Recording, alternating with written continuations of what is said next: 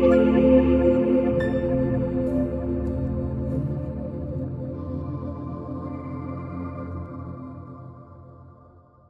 hello and welcome to the podcast with Sharnu, where real stories meet our real conversations. So, myself, Sharnu, the host, and today's guest is Kamal. She's a psychotherapist as by skilled.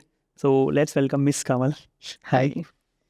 Welcome to my podcast, Kamal. Thank you. Thanks for having. So, what inspired you to become a counseling psychologist? Okay, so I think this is the only question I really prepared well because I've been asked this question like a lot of times. Mhm. So if I have to like really break it down, this question, I have like two aspects to say. Like one is a very simple, my answer is very simple, and one is very personal.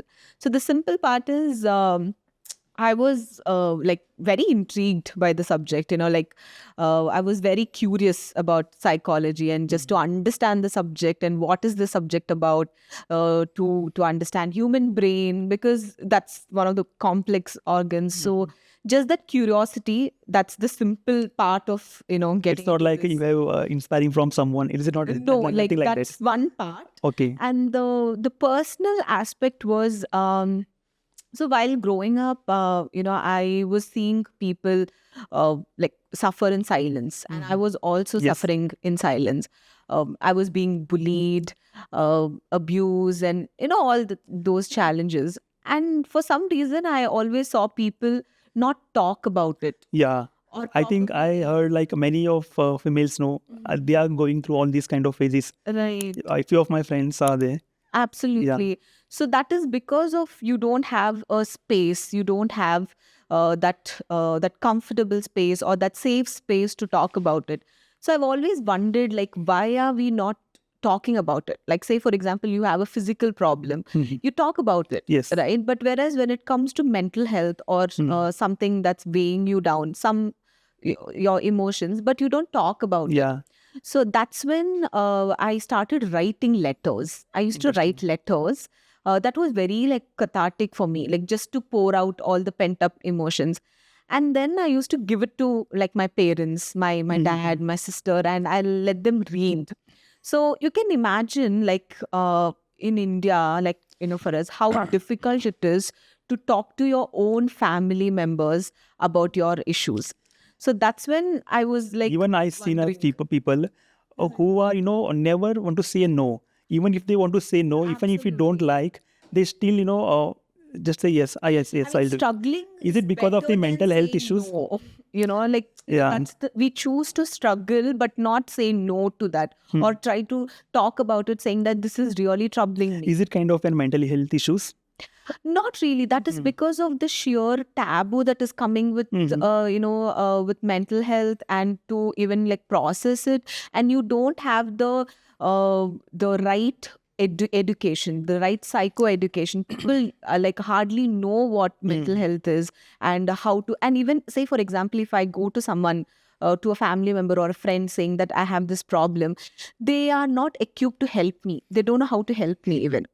Like, so The that moment is they heard a psycho word, I don't know what comes in their mind. absolutely. So that's when I actually decided that okay, I am going to study psychology so that I get to meet psychologists. I'll get to meet my psychology teacher, and that day I will talk to her about my problems. This really need a guts really So that to pick a actually psychologist. planted a seed, and that was the main reason why I, in fact, took this subject. And once I went into counseling psychology, that's when, I decided, okay, this is not just a subject, but this is my calling. And yeah, like I should be able to hold that space for people, which I've always yearned for. So yeah, that's the reason why I became. Interesting.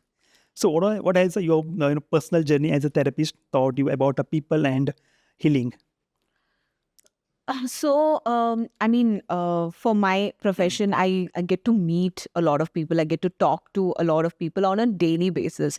So, one thing, I'm saying from an Indian perspective because I'm an Indian and I understand the culture better. That's why I feel like Indians in general, in like specifically, and people in general, we are so resilient and we are I mean, there's this saying where often Indian drivers are considered to be very skilled drivers, right? Because of the kind of challenges they face, so they are all perceived to be very skilled drivers. Likewise, I feel Indians, considering the amount of challenges that we face on a regular basis, I feel we are very resilient. That's a very innate quality most people have.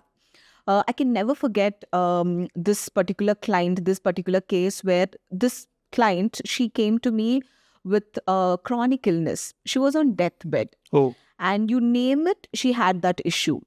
Health, money, relationship, work, everything. everywhere. Every aspect of her life was, was troubled. And yet she reached out, she tried to seek that help. And when I asked her, like, so what brought you here to therapy? The answer that she gave was like, that will always stay with me. She said, I don't have people to talk. Oh, Because my boyfriend left, my family members are not talking, don't have a job, I don't have money, I don't have people. As it is, my family members, they are feeling it's a burden, yeah. taking care of her. And where will they have the space or the time to talk to her about her feelings, to validate her emotions, to empathize with her? They don't have that time or that inclination. So she told me that the reason why I'm coming for therapy is because I want to talk. So that's the power of conversation. That's the power of talking to Talking people. So that's exactly why I named my brand also Talking Cure, because I feel like, just like sometimes healing just starts with that conversation. It So just whatever begins you with that. have in inner pain, so that comes out of from your mind. So you can talk. At least you'll get a solution for it. Absolutely. Yeah. So what is the therapy really about, and what happened in a sessions, like how you said, like client comes and they discuss with you. So Okay, so for people who have no idea how therapy works, is that so therapy basically is like, if you take like talk therapy specifically, it is a conversation with purpose. You go to your therapist to hoping and being assured that it's a safe space, it's a non-judgmental space, and whatever information you give, it's going to be kept confidential, and the person is not going to judge you. They're not going to give you advice. They're not going to say you're right, you're wrong, nothing, but they're going to hold that space for you to be your vulnerable self and to be able to talk. And it's not like you need to go for therapy only with crisis, only if you have like a problem. You can sometimes go for clarity, sometimes you can go for that self work, for that answers that you're looking for. So therapy basically is like, of course, we cater to each client based on their concerns. So we customize a treatment plan or a therapeutic approach based on the concern. So it again, it's based on what are the presenting problems, and based on that we collaboratively work with our clients. So we are not going to be telling them that you should do this, you should do that, but we will get into a space, or we will get into a conversation where we will tap onto few parts of them, few emotions, where together we will be able to derive the answers and equipping them with the skill set to handle the challenges. So that's what will dominantly happen in. yeah. So do you visit a client places, or client itself take an appointment and they visit to your place? No, we don't go, of course. Like, Yeah. it's like we get appointments. So right now I'm working in an organization as a full-time student counselor. So I do get clients based on referrals. So the teachers, the parents, they refer the students to me. And then I also have my private practice where I take clients online. So Online. yeah, so they reach out to us through our, say mail IDs or phone numbers, or through referrals. So these are the different ways in which they can, get in touch with us. Okay. So what are some myths about therapy you wish more people to know about this? There's a lot, in fact. The main. Yeah. Myths, as in, like, of course, so the first thing, like I already mentioned, that you don't need to have a problem to go to a therapist, right? You don't have to be like mad or insane, or just out of your mind to go to a therapist. Sometimes you go for clarity, sometimes Clarity, you go yeah. for self-work, sometimes you go for healing. There are like Many so many reasons. reasons. So that is one thing. So you don't have to be like, say, insane to go to a therapist. That's not how it works. Yeah. And it's not like you have a problem and you're going. That is also not true. Like sometimes, of course, you do genuinely go with like trauma and unresolved conflicts and like some serious mental health issues. And sometimes you just go for a conversation. You need that space. You need someone to actively listen to you, and that's why you go. So that is one thing. And other than that, people often perceive therapy as like manipulation, and they're going to judge you. It's not safe, and sometimes they say you can talk to a friend, you can talk to your relative about that. That's more easy. So, but nothing like talking to a professional in a professional setting. So what keeps you going in this field as a psychologist? It's definitely my clients. It's definitely the Yeah. people, when they, like I said, I wanted to hold that space for people which I once, yearned for. So it's like almost like I'm like surprised like all the time. So every day is like a new day, and you see your clients walk in with a lot of, anxiety, and sometimes, with a lot of worries. And then as we progress in, through like the sessions, you can see them say like, I feel good. This is something that I've not, I've probably not thought about, and I'm feeling good. And just to hear that from them, and to be able to be that trusted person in their life, and to be able to hold that space where they can get so vulnerable with you, the things that they've not shared with anyone. So that feeling, that keeps me going. So do you find any challenges? Say, for example, if a client comes and sitting with you and discussing about them, they might feel, uncomfortable because it is their personal issues which they are going. So how do you find challenging in this? As in, like, if the client is uncomfortable. Yeah. Say, for example, they are facing some personal issues. Sometime what happen, they don't want to tell, and you may find like without knowing how may I explain them, how may I provide them. So if they're not opening Yeah. up, that, like Kind I of. said, see, like it's not just so this happens even with clients who we are seeing on a regular basis also. Okay, it's not Happens. like, say there's this client who are coming for the first time and they're not able to open up. Sometimes they don't trust you with a particular concern, right? So it is the therapist's duty to create that atmosphere, that environment comfortable for them. So what I usually do is I really don't pester them by saying that just get comfortable, you can trust me, I'll do this, I'll keep it confidential. No, nothing like that. No, sometimes just letting them be, giving them that space to feel all that emotion, because it is very normal to feel uncomfortable, because come on, you are talking about like really like about your emotions, things that's going to like, for years you've been battling Yeah. with, and it's not easy to just Yeah. open up to a professional. So it will take time. So I generally give them that time. And sometimes I feel like just assuring them that it's a non-judgmental space, and they can feel, and also giving them that ownership. You can't one up your client by saying that I'm your savior, I'm going to do this to you, not that. So if you make them the hero of their story, so that's when they'll know, okay, this person is genuinely trying to help me. She's not trying to one up me, she's going she's going to listen to me. Listen, yes. So that again, it's a They should not even hide the feeling with the issues what they are going through. Yeah. Otherwise, they don't get the remedy what you are trying. You will give. Absolutely. And that this is a relationship that it will take time to like really build. There Yes, are yes, few absolutely. clients who've taken like, say, like some 4-5 sessions to sort of build that rapport, and few you just hit it off like the first session itself. So it really depends on but it again, the therapist, we have a bigger role to play in this to make them feel comfortable. Nice. So what exactly is psychotherapy, and how does it differ from the general counseling?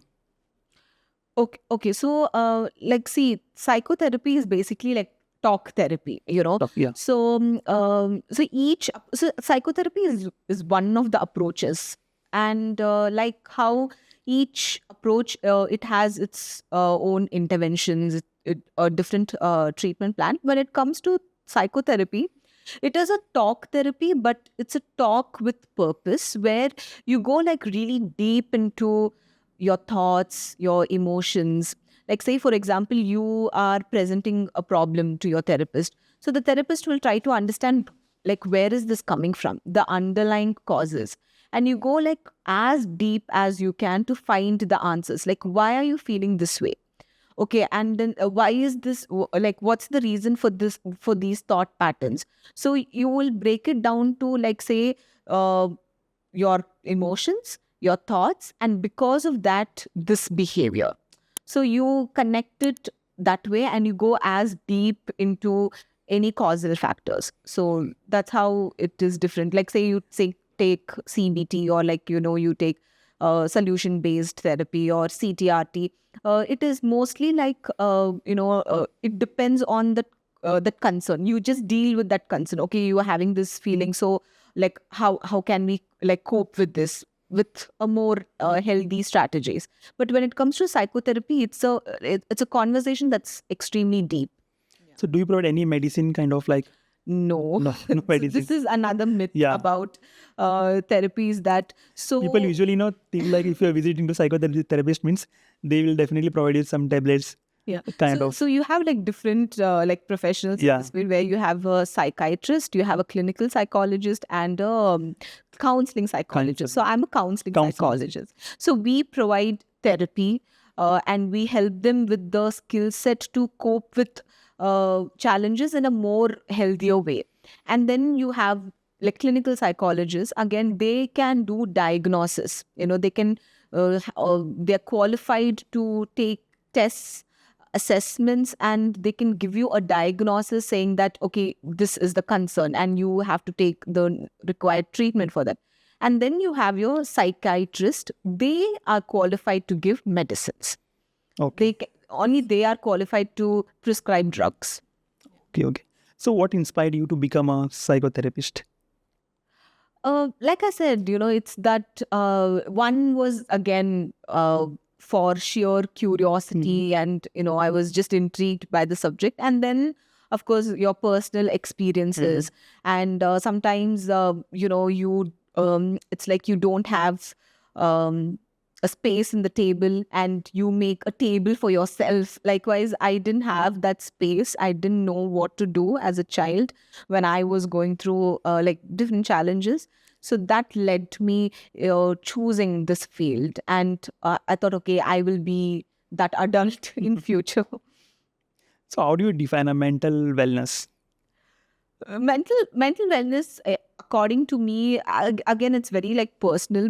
Like it differs from person to person. But according to me, like mental wellness is just being very aware, being aware of your emotions, your thoughts, your actions, and just being able to handle situations in a more healthy way. Like, like, say for example, you are frustrated about something, you have options to break a table. You can go and fight with a person, you can harm yourself, or you can like sit with your emotions and deal with it maturely and in a very healthy manner. So for me, mental wellness is that being mindful and taking that accountability and taking care of your own self, your mental well-being. Yeah. So currently, what therapy approaches do you use to, for a practice purpose, say for example, CBT, DBT and psychoanalysis? Yes, so For analysis. so I'm a certified cognitive behavioral therapist as well. So my approaches are mostly CBT based, CBT and CTRT, which is called choice therapy and reality, therapy. So, and cognitive behavioral therapist basically is about tapping onto your cognitions and your behavior. So my approach is mostly CBT, and sometimes it's like a solution focused approach where I ask the clients, okay, so what is that you want out of this therapy, and based on their response, we customize the uh, approach. Yeah, it's again like it's different for individual to individual. So we cater based on the concern, based on the client. Yeah. Okay. So when a client visits the first time, so what they can expect in the first therapy sessions?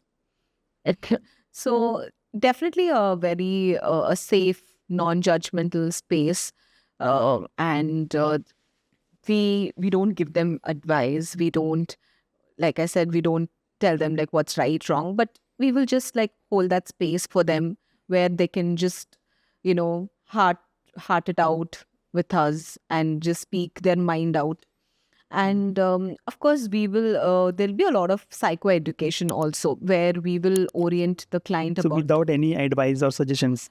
Absolutely no. So, but we will definitely tell them how therapy is going to work and how the information that they're going to share will be kept confidential, and how safe and non-judgmental the space is. And yeah, so that those reiterations will definitely happen, and they can expect a very active listening therapist opposite them, where they can just very freely talk to them about their issues. And they also should remember that that conversation is with a lot of purpose, and it's not like any other conversation. Yeah. Yeah. So I can say it's a kind of the trust you build along with your clients, Right. the way you discuss with them. Absolutely. Yeah. How do you handle the clients are resistant or hesitant to open up? Yeah. So, like I said, it really depends on the client. Some very instantly there's this connection, and they trust you, and then there are clients who take time, and then there are clients who will not trust you with particular concerns. So it again depends on the Clients to rapport. clients. Absolutely. And depends on the concern, depends on the exposure at that point, what they have. A lot of factors, will determine that. But as a therapist, I think it's our duty to build that rapport with them and give it time, basically, and not force it on the client and not force it on yourself also. Okay, you should also not feel guilty about it. Like, why am I not able to build that rapport? So just taking things light, taking things easy, and just going like one day at a time, just like one client at a time. That's the approach. And then try to understand why are they not opening up. That very slowly, very steadily, we have to do that. We should understand what is that about that concern that they are not able to open up. Why? Is it because of lack of trust, or is it because of sometimes you feel so overwhelmed that you don't have the energy, the strength to talk about Yeah. few issues? So we have to really handhold the client and help them to and just take them through that journey and help them. We have to like probe, we have to ask, tap onto those emotions and ask like probing questions, and then help them to communicate better. And this again, as a mental health professional, I have also faced this. Oh, really? Yeah, it's not like I'm like, though I know how this works and all of that, there are times when I have felt so overwhelmed and it was so hard for me to even open up, and I've literally told my therapist that I don't know what to say.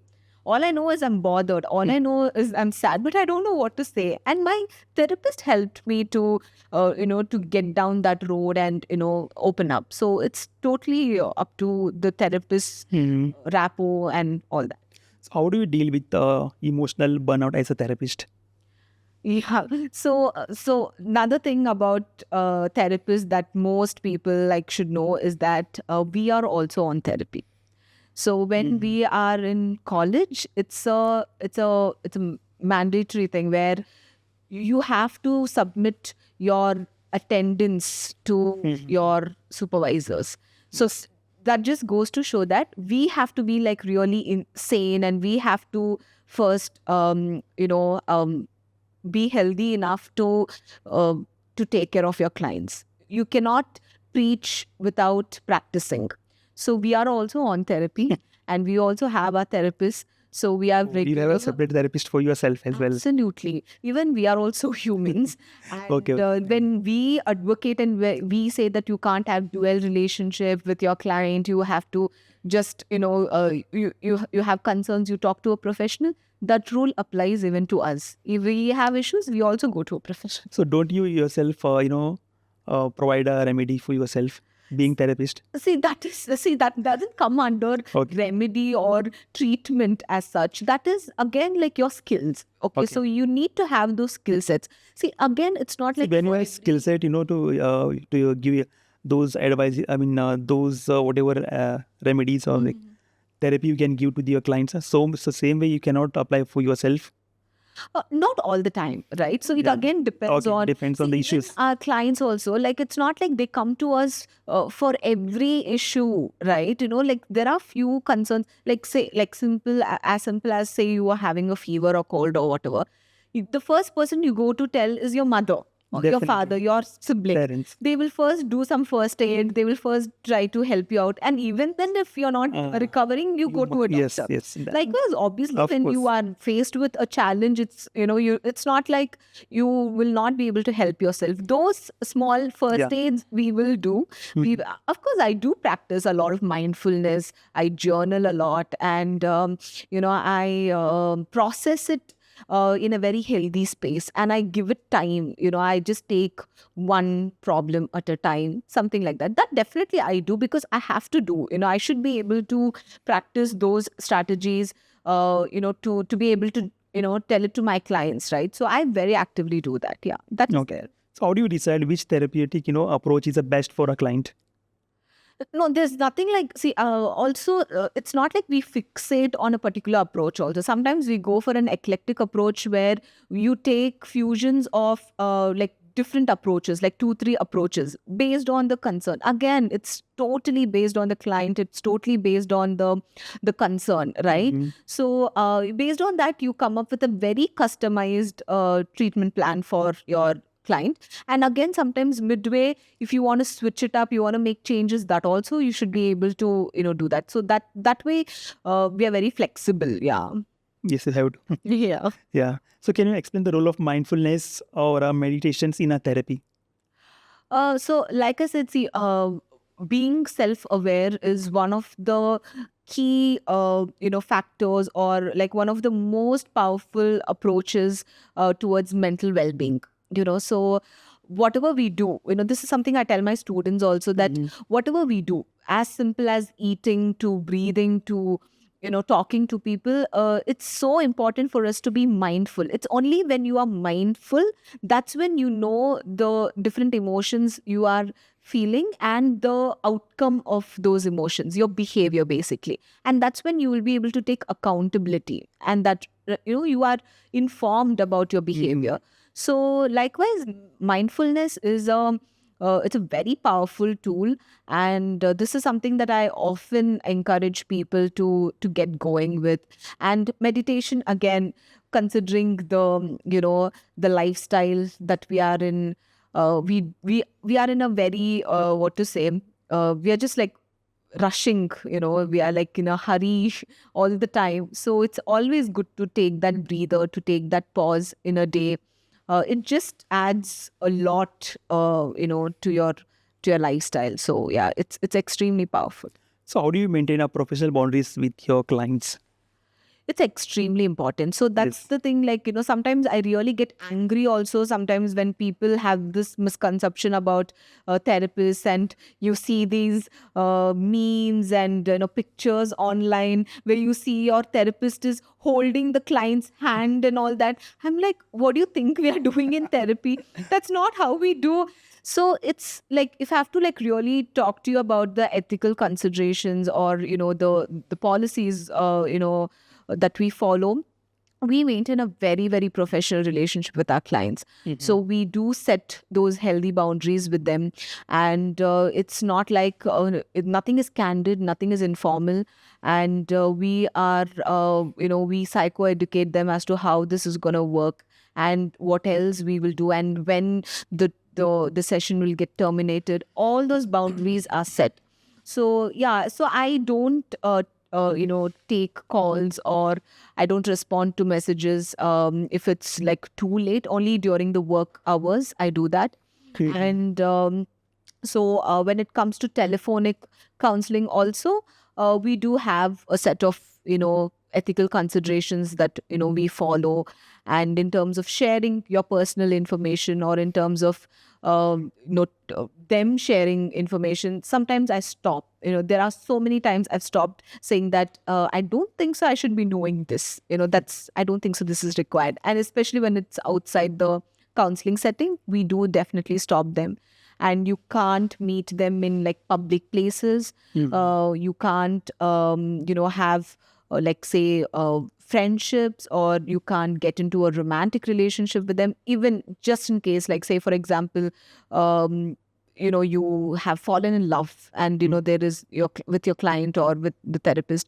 There's this protocol that they have to follow, where they have to terminate the sessions like completely, and like say like after post 1 or 2 years, it's only then they can get into the relationship. And there are so many ethical considerations like that. So yeah, we operate very professionally that way. So have you ever collaborated with any clients or any institute for the therapy? Yeah, so now as as a full-time counseling psychologist, I am already working in an organization, and we do have a tie-up with an external center. But before that, when I was a trainee counselor, yes, of course, as part of your curriculum, you have to like work in schools, colleges, independent practitioners. So that collaboration, yes, of course it does, but not with our clients, of course. But we do collaborate. Okay, so do you visit their places, or using social media or telephonic conversation With clients? for the collaboration, I'm saying? No, it again depends. Like say for example, so there was one podcast that I hosted, and I collaborated with my friends who are also counseling psychologists, right? Nice. So yeah, so we do that, and we do conduct workshops. And very recently I invited one of my friends who's also a counseling psychologist to my school as a guest speaker. Nice. So we do that. It really depends, and sometimes they refer their clients to me. I refer my clients to them. So it's going on. Yeah. Interesting. So you can help them. They can also provide clients to you. Absolutely. Yeah, this is That's how it works. Yeah, exactly. So how in social media affected like people like using social media like a mental health issue, and they need a therapies. So how have you ever done this before? Done what? I sorry. So like has social media affected the people's How mental social health? media's affect? Definitely, like most definitely. See, especially when it comes to when few baseless informations are shared, especially when it's coming from like say influential people. It will definitely create an impact. It will definitely influence. Like most recently, I can just think of this, Ranbir Kapoor's, comment. He said that therapy doesn't work for him because he feels Ranbir therapy. Kapoor said. Yes, actor. He said something like, therapy is basically like manipulation. Oh. My therapist was actually teaching me how to manipulate my emotions.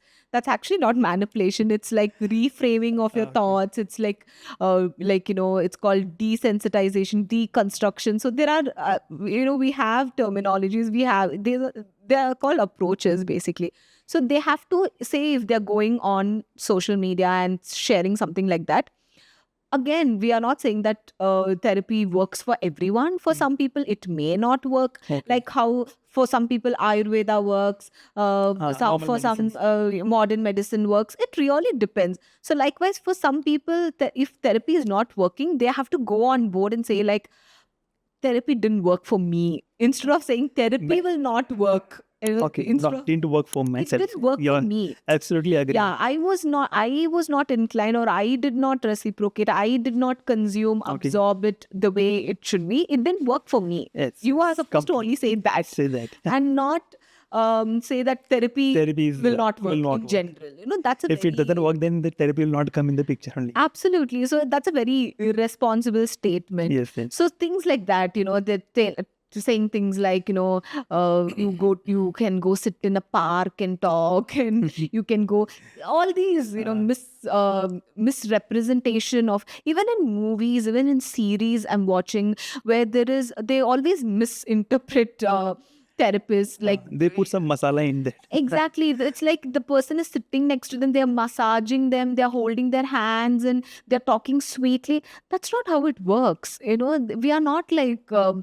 it's not a spa, absolutely. So we are not like that, we are not doing that. So those, I feel social media, these meme content creators, they do that, which is, I think, slightly exaggerated and baseless sometimes.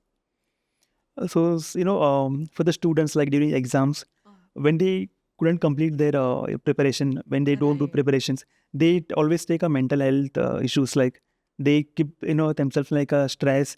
Like Right. tomorrow's exam, I have not finished my topics. So, how do you say about they really need a therapy, or what exactly they are going through?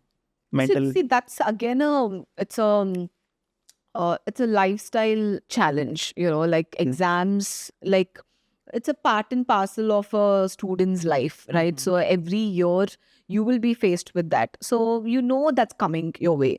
So I feel like it really depends on the society and the family, though. I mean the caregivers, as in like the adults in the family, the parents or the guardians, they hold a bigger role in this, and also society. This very undesirable, very irrational expectations they set on students, on children. This comparison and all that is like really adding on to the pressure. So instead of that, education, it should be treated as knowledge. It should be treated like, yes, it is important. Education is important, a degree is important, but it is okay, in case if it's not working out for some reason, you're not able to complete that exam. So giving them that assurance that you do have another chance. And I think for that, the entire system should come together and help students.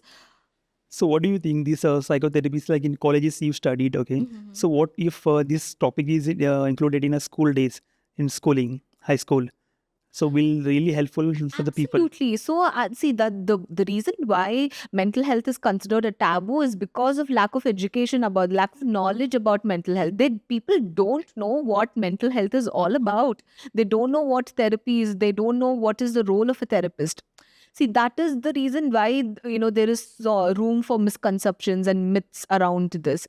So, at a very early age, I think psychoeducation in schools, it's very important, and parents, they have to orient children to well-being and mental health, and to be more resilient, and to just teach them that, see, you will be faced with challenges. Life Yes. is going to be like that. So how are we going to equip ourselves? They should first of all be approachable. Parents and teachers, they have to be really approachable, and judging the students based on their marks or based on their academic performance, that is leading to a lot of stress and anxiety, and eventually they fall into depression, and they are suicidal and all of that. So I think elders, they have a bigger role in this, be it the school, the management, family, parents.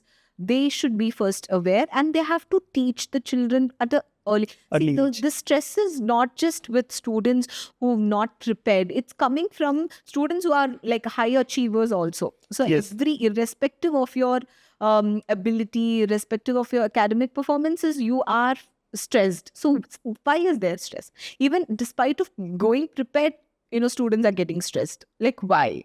So that, we as a society, we really need to sit down and think Yeah. about it. Yeah, government should think about this and put those topics into for these students. Very true. Schooling. Yeah. So, what do you do when a client becomes dependent as a therapy? Yeah, this is a very normal. See, that's the reason why we don't one up our clients, like I said. So we are not heroes in their life. We are not saviors. We are not this, this superhuman in their life. So they are still the hero of their story, and they are the main character, and we are just hand holding them. We are just equipping them with the skills. Sometimes we have those skills innately, but when you are overwhelmed by issues, you don't tend to think, you don't tend to process because you're overwhelmed, and that's when you need a professional where who will help you to to think rationally. That is why we in fact go to therapy. So we help them, we equip them, we make them independent, saying that, see, we are not giving you a solution, right? So you are figuring it out, and we are helping you to figure it out.